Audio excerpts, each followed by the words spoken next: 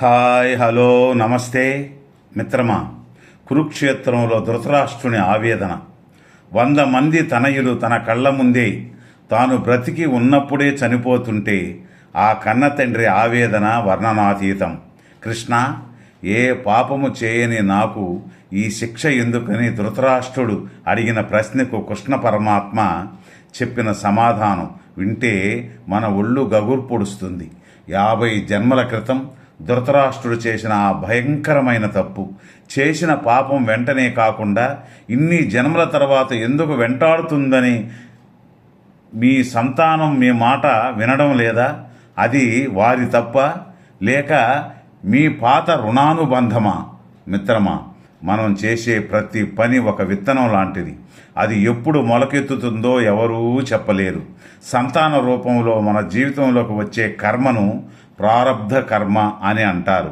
మీ బిడ్డ మిమ్మల్ని కష్టపెడుతున్నాడంటే అది మీరు గతంలో ఏ ఆత్మకో చేసిన అన్యాయమో గుర్తు చేసుకోండి. మీ పిల్లలు మీ ఆస్తి కాదు, మీరు చేసిన మీ కర్మల ప్రతిరూపాలు. ఈ సత్యాన్ని గ్రహించండి మిత్రమా.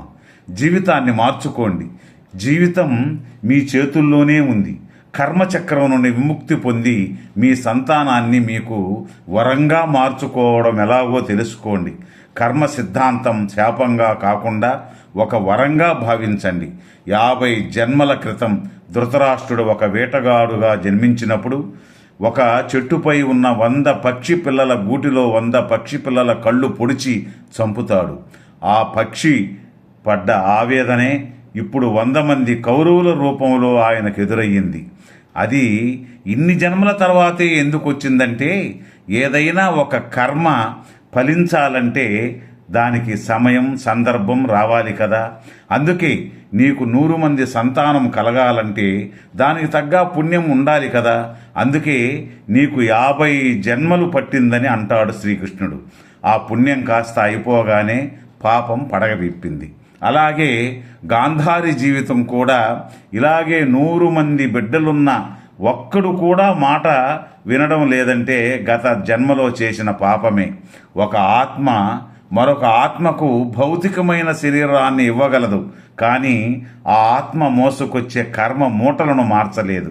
తల్లిదండ్రులు ఎంత దైవభక్తి కలవారైనా సంతానం నాస్తికులుగానో దుర్మార్గులుగానో పుట్టడం అది వారి వ్యక్తిగత లోపం మాత్రం కాదు మిత్రమా. అది ఆ ఆత్మల పాత రుణానుబంధం. కాబట్టి ఈ కర్మచక్రం నుండి విడుదలయ్యే మార్గం ఒక్కటే నిష్కామ కర్మ మరియు శరణాగతి. భగవద్గీతలో చెప్పినట్లు ఫలితంపై ఆశ లేకుండా నీ ధర్మాన్ని నువ్వు పాటించు. మీ పిల్లలు చేసేవన్నీ మీకు ప్రాయశ్చిత్తం అనే భావించాలి.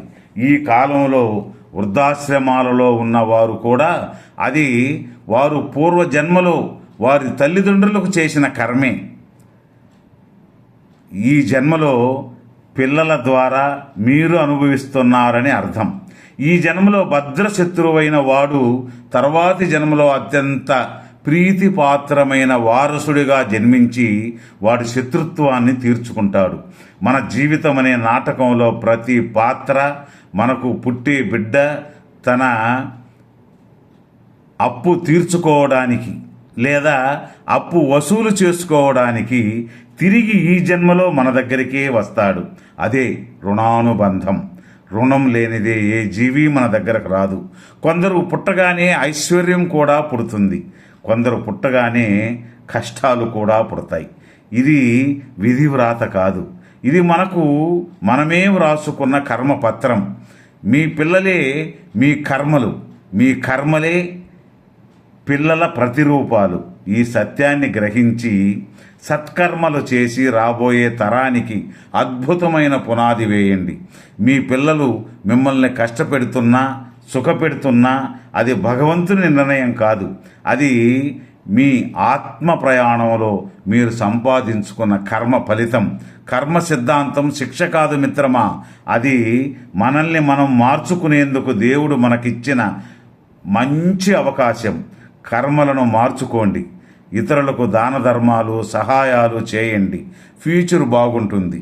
ధన్యవాదాలు. ఈ వీడియో నచ్చితే షేర్ చేసి సబ్స్క్రైబ్ చేసుకోండి.